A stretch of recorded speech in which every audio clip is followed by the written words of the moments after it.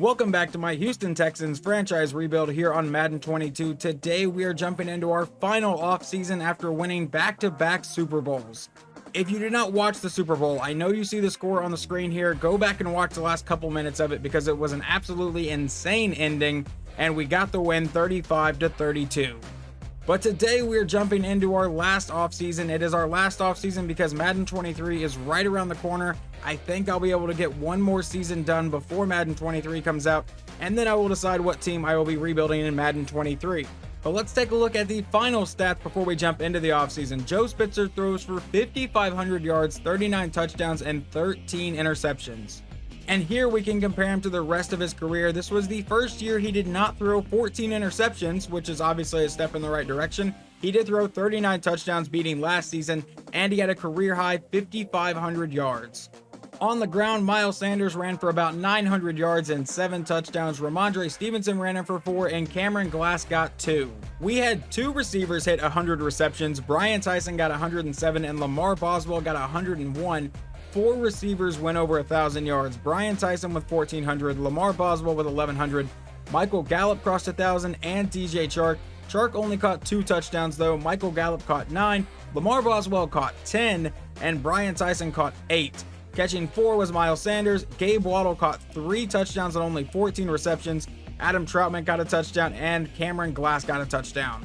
And Raymond Kyle, now that he's developed a little bit, leads the team in tackles with 132, which is by far a career high. The other 2 seasons he had 50 and 62 tackles. He also got his most tackles for loss and his most sacks. But Jordan Brooks did not exactly slack off this season. He still got 116 tackles. I think he had led the team the last few years. We can go look at his stats real fast, but I was pretty sure he led the team the last few years. Yeah. Last season, he got 141, and in his first season here, he got 113. Leading the team in sacks is DeMarcus Lawrence with 15. His contract should be up. We may bring him back. I will have to see how bad the ratings affect him. Zach Bradham got 9.5 sacks in his first year starting. Nazir Watkins got 7.5 as a rookie, so he was pretty good this year. Jordan Brooks leads the team in interceptions with 3. Grant Delpit got 2. Pat Brigance got 2. Sheldon Peterson got 2. Raymond Kyle, Justin Reed, and Kendall Bibbs all got 1. And I've never actually checked this, but Sheldon Peterson actually led the team with pass deflections. I want to see what his stats look like compared to his other years. So he had more tackles his rookie year. I'm not real concerned about the amount of tackles a corner is getting.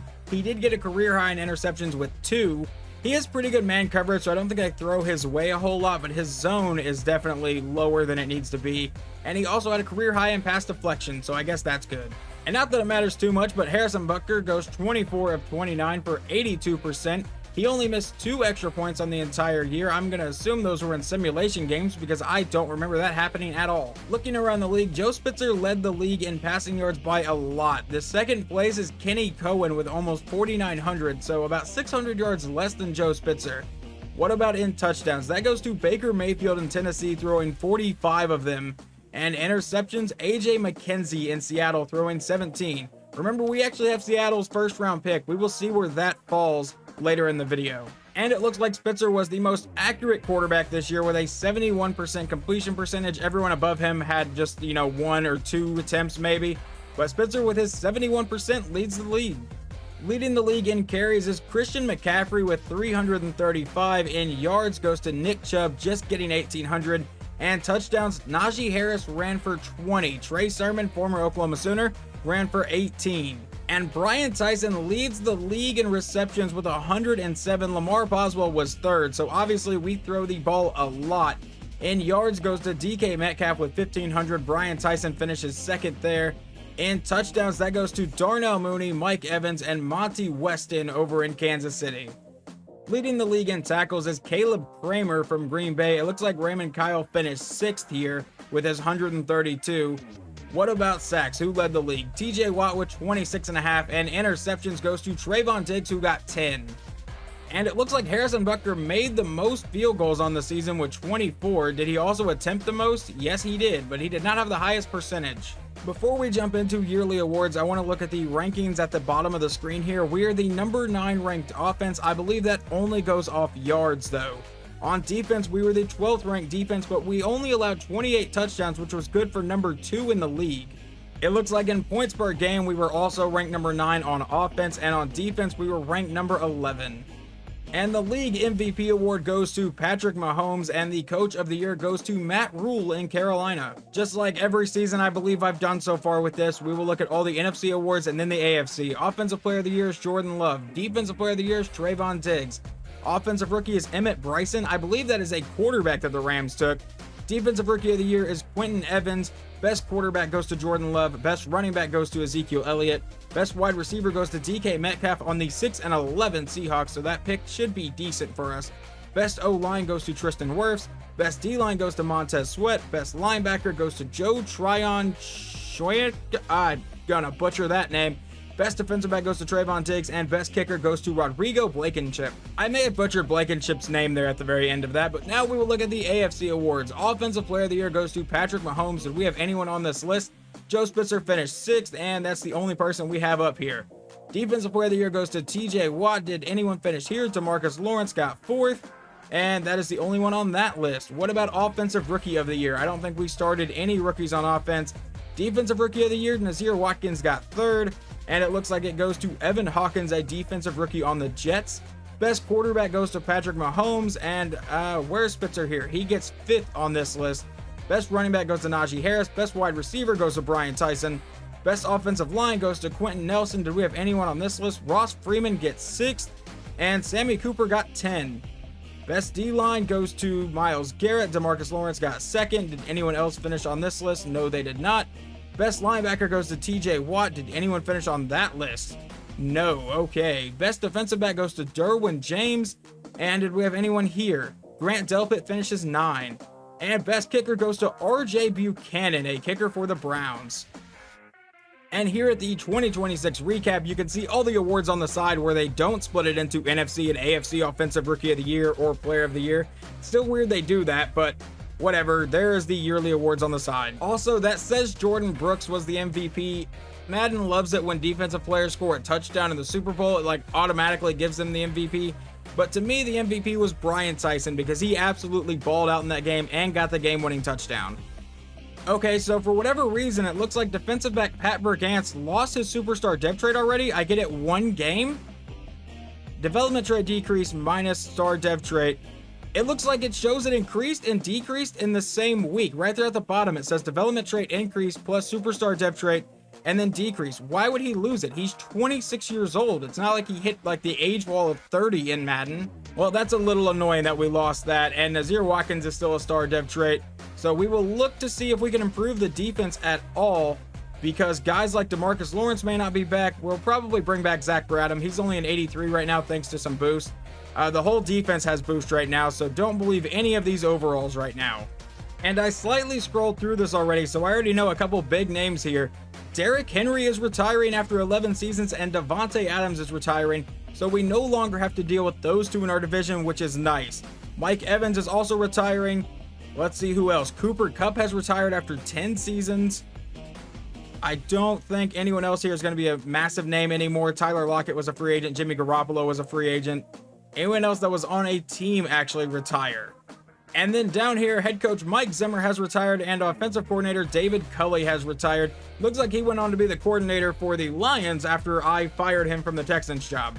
So now I'm in the resigning period, and we have some decisions to make because DJ Chark is down to an 82 overall, and Michael Gallup is down to a 78. So I'm definitely not going to bring back Michael Gallup as of right now. If he's one of the best available options in free agency, I may bring him back. But I think I'm going to let these two walk right now, and we will look in free agency to see if there is a number 2 receiver available. Here are all the decisions I have made in this re-signing period. I attempted to bring back Harrison Butker, but he wants to test free agency. It's whatever. DeMarcus Lawrence, we're going to let walk for right now. DJ Chark and Michael Gallup are both going to hit free agency. Cameron Dantzler, Titus Howard refused to sign a contract. I'm going to let Adam Troutman leave. Ross Blacklock is going to leave because we have, I think, 2 really good DTs, and we can probably draft one in a later round or sign one in free agency. I brought back Jeremiah Moats. Roy Lopez we're going to let walk. Andre Dillard we're going to let walk. I brought back DeAndre Toon, and I'm going to let cornerback Dwight Green leave. So this is what our team looks like before free agency. We have Gabe Waddle as our wide receiver 2. He did play very well whenever he had to step up last season, so I wouldn't be too opposed to him being like the slot receiver or even the wide receiver 2. but I'm still going to look to see if there's anyone better that will immediately help this team in free agency. On the offensive lineup here, Ross Freeman is injured, which is why he is not listed as the starting center right now. But Perry Patton is an 83 overall, but he also led up the most sacks in the league last year. But I think a lot of that has to do with the fact that the right tackle is worthless in Madden. He constantly gets beat no matter how good he is. And Laremy Tunsil has threatened to retire already. He tried to retire in the middle of last season, so we may look at getting a new left tackle. On defense, obviously, we will look to add an edge rusher, maybe a slot corner, but I think these guys are all pretty solid. We are set at linebacker. I am really happy with the way our linebackers are playing. Grant Delpit at strong safety is still fine. Justin Reed at free safety is still fine. And he's backed up by Alex Van Dyke. So we should be fine in the secondary and the linebackers. I'm just going to look to add an edge rusher and maybe some depth at the defensive tackle position. But we have about $26 million in cap here. I don't know if I'm going to burn all of it in this free agency just because you can see we only have 44 players on the roster. I may need to save some to sign some people after the draft. But let's go ahead and jump into free agency and see if we can get some immediate help for this team. Jumping into free agency here, immediately two names jump right out at me. Kenny Clark would be amazing to put on the other side of Nazir Watkins, but I don't know if we can afford that. And CeeDee Lamb, putting him on the other side of Brian Tyson would be amazing. Alright, so I lied. We are going to burn all of our cap space because looking through free agency, I found Leo Collins that can help us, but I really want CeeDee Lamb on the other side of Brian Tyson. I think it would be an amazing signing. I have offered him a pretty substantial contract, but he has 91 speed, 92 acceleration. All of his route running's good. His short route's only an 84, but we need him as a new deep threat considering I let DJ Chark walk. We're going to try to get him, but Tampa Bay is offering a ton of money. And we land wide receiver CeeDee Lamb. Was it the smart move to do with only $26 million in cap? Probably not, but I am really excited for this offense now. Gabe Waddle will probably be our slot receiver. We only have a couple million left in cap, so I may have to make some cap decisions after the draft and everything. But right now, I am excited for this offense. And it looks like someone has entered the negotiations for Leo Collins, so we're just going to withdraw from that. And I think the only person we're going to bring in is CeeDee Lamb. And before we take a look at what draft pick we own, I want to take a look at the league signings. Kenny Clark is headed to Denver. Zach Martin is headed to Tennessee. DeForest Buckner is a Raider. Brian O'Neill is a Packer. Trey Sermon is a Titan. So they immediately replaced Derrick Henry with Trey Sermon, who I believe was like second in rushing touchdowns last season. Marshawn Lattimore is a Colt. Vaughn Bozeman, I believe he was a Jaguar. He is now out of our division, thankfully. Tyrann Mathieu is a Giant. Monte Weston goes from Kansas City to Jacksonville, so that's how they replaced Vaughn Bozeman. And Kendall Fuller is a Bronco. Chase Claypool is a Dolphin. Khalil Mack is a Cowboy. Calvin Ridley is going to the Packers. And that's really all the big names here. But let's take a look at this mock draft here. We have the 4th pick in the draft. That's a good trade. We trade with Seattle early in the season, and we get their first round pick, and we win the Super Bowl, and then we pick at 4.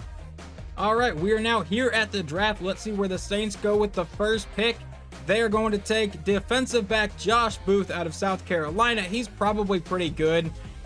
Generally, whenever they take corners at number 1, they're really good. And the Bears, for like the 4th straight year, take a quarterback in the first round. Stop drafting quarterbacks. Look at this. Justin Fields, superstar dev trade. Luke Jones, a scheme fit 80 overall. Paul Richardson, a scheme fit 76 overall. I believe all 3 of these guys were first round picks. It's whatever. Let's see who the Browns are taking with the 3rd pick in the draft. They take right outside linebacker Carlos Kidd. And with the 4th pick in the draft, the D pass block does concern me a little bit, but I'm going to take right tackle Miles Martin out of Louisville, who is a hidden dev trade and can hopefully start over Perry Patton. And now we start with our first of 3 second-round picks here. We have pick 23, 26, and 30 here in this round. So we will figure out who we're going to take in these. I'm not trading any of these picks considering this is the last season. And I'm going to take a 2nd straight right tackle because I think we need some more depth on the O-line, especially if Laremy Tunsil tries to retire. But he has A, awareness, B, pass block, and C, run block. We're going to draft right tackle Brian Miner out of LSU, who also has a hidden dev trade. And then a few picks later with pick 26, I'm going to take defensive tackle Floyd Mays out of Clemson, and he will have a normal dev trade. And now with our last pick in the 2nd round, I'm going to take defensive back Levi McRae out of San Diego State. He has A catching, B press, D zone coverage, which isn't great, and we don't know his man, but he was a fast corner. He ran a 4.37 and a 4.34, so we will take Levi McRae with a normal dev trait, but he does have 92 speed. We'll have to see what his man coverage is. And now I'm at our first of 3 third-round picks. We have pick 2, 30, and 32. And here with that pick at pick 2 in round 3, I'm going to take defensive tackle Devin Black out of Auburn. He had an insane combine apparently, as he got first in literally everything, and then for pro days he finished second in bench reps. So we're going to take Devin Black, who has a hidden dev trait. And I don't know too much about Brandon Wilkerson here at the end of the 3rd round, but he is a wide receiver out of Mount Union with B catching, 4.51 speed, not great speed, but we do need depth at receiver, so we will take Brandon Wilkerson. And now with the last pick in the 3rd round, I'm going to take running back Kenny Dawson out of Oregon. He has C break tackle. We don't know a lot about him. B kick return, C break tackle, C catch in traffic, C pass block, D trucking. Definitely more of a speed back. He was 2nd in the 40 time at the combine and 3rd during pro days. But we're going to take running back Kenny Dawson. And at the end of the 4th round, I'm going to take a quarterback for I believe the first time in this series since I drafted Joe Spitzer. But we're going to need a backup quarterback. Randy Cloud is like a 69 or a 70 overall. I may look to move him, but we're going to take Darren Holloway. And now with pick 26 in the 5th round, I'm going to take strong safety Jerry Lewis out of Illinois, who has a normal depth trait, if I can talk. And now with the last pick in the 5th round, I'm going to take right end Peter Hitchcock out of Connecticut, and he has a normal depth trait. Obviously, this late in the draft, if we get a hidden depth trait, I'm going to be pretty hype about it. And at the end of the 6th round here with pick 32, I'm going to take defensive back Lorenzo Barker out of Iowa State. A normal depth trait with 91 speed, though. We'll have to see how good his man coverage is or how absolutely awful it is. And now we're at the 7th round where we have 3 picks here in the last 6 picks of the 7th round. So let's go ahead and wrap up this draft. We're going to take another quarterback here. I'm going to take quarterback Russ Tucker out of Ohio State. He was supposed to go in rounds 3 to 4, which tells me he's probably awful, but we're going to take him anyway. A normal depth trait, 89 throw power. He will compete with Chester Spitzer, Randy Cloud, and all those guys for the backup job. And with pick 30 here at the end of the 7th round, we're going to take Amari Broyles, a running back out of Eastern Washington. All I really can tell about him is he's decently fast. He may be able to compete for like the 3rd string running back job or something. And these last guys may not even make the roster, but we're going to take Eric Weaver, a defensive back out of Florida State, just because we went into this draft with 3 DBs on the roster, which is why I took so many. Alright, so Miles Martin was not a great pick. That kind of sucks as the last 1st round pick in this series. Yeah, that pass block being a D should have been my red flag here. He was also graded as the best tackle. That was one of the stories coming out of the draft, so I figured he'd be pretty good. But 66 pass block, you're probably not starting over anybody. Brian Miner is already a better player than him. This was the guy we took in the 2nd round, and he has 77 pass block and 94 strength. Looking at the rest of this, Floyd Mays was a 72 overall. The first corner we took, Levi McRae, is a 70 overall. And he should be a scheme fit pretty soon because he's the same rating in the slot. What is his man coverage? A 69, not great. Devin Black, the defensive tackle out of Auburn with a hidden depth trait, is a 71 overall. Let's look at his ratings. A 92 strength, a 77 speed for a defensive tackle. I feel like that is really good. Looking at the rest of the draft, Brandon Wilkerson is a 68 overall receiver. Kenny Dawson is a 67 overall running back. I honestly thought he would be like a 69 to 70 range. Darren Holloway, the quarterback we took at the end of the 4th, is a 63 overall. Jerry Lewis, the strong safety in the 5th, is a 67. Peter Hitchcock, the defensive end in the 5th, is a 67. Lorenzo Barker is a 62. Russ Tucker, he was projected to be a 3rd to 4th round pick. We took him at the end of the 7th as a 60 overall. Amari Broyles is a 62 overall running back, and Eric Weaver is a 61 overall cornerback. I thought I took 3 defensive backs. First, let's look around our division, see how they did. The Jaguars took a left outside linebacker in the 1st round, 72 overall, with a normal depth trait. But they did take J.D. Carroll, a running back, in the 4th round. That's a 75 overall. He is a normal depth trait. Had he been hidden, I would have been a little upset. 90 speed, 82 break tackle. All right, so they got a decent pick there. The Titans apparently did not have many draft picks, and they took Zaire Bush in the 1st round, a 75 overall outside linebacker with a normal depth trait. And the Colts took a defensive end with the 13th pick in the draft with a normal depth trait. So are we the only one that got a hidden depth trait in the 1st round? That's okay. That makes a pick look a little better, even though he's like a 69 overall. And the best player in the draft was Josh Booth, the defensive back that the Saints took with the number 1 pick. He has 96 speed. That is insane. 82 man, 96 speed. He's pretty good. It looks like the Bears quarterback they took in the first round is a 74 overall. And the Rams also took a quarterback in the first round, even though there's just one rookie of the year. He is a 70 overall. And no other first round quarterbacks were taken. And we have our first cap casualty. I have to trade Laremy Tunsil. Right now we are $8 million over the cap. So I trade Laremy Tunsil to try to dump his contract off. We did draft a new right tackle. He's not great yet. He's nowhere near good as Laremy Tunsil, but we definitely needed the cap space. And our second cap casualty is Miles Sanders. I have sent him back to Philadelphia for a second round pick. And I didn't bring him back in free agency, but we will bring back kicker Harrison Butker. But in this video, I'm actually going to simulate the entire preseason. There are no position battles that I really want to see. We are going to jump to the end of the preseason, so that way in the next video, I can start the regular season. And we have sent quarterback Randy Cloud to the Raiders here at the end of the preseason as my first move for a third round pick because their starting quarterback was a 68 overall, so Cloud will finally get a chance to start. And I have 4 moves to make. I did not completely fill out the roster like I usually do, but we are going to finally cut quarterback Chester Spitzer. Joe Spitzer's little brother spent 2 seasons on our practice squad, but I am not going to carry a roster spot for him. And the next move is Ben Porter will head to our practice squad. Same thing with defensive back Eric Weaver, he will head to the practice squad.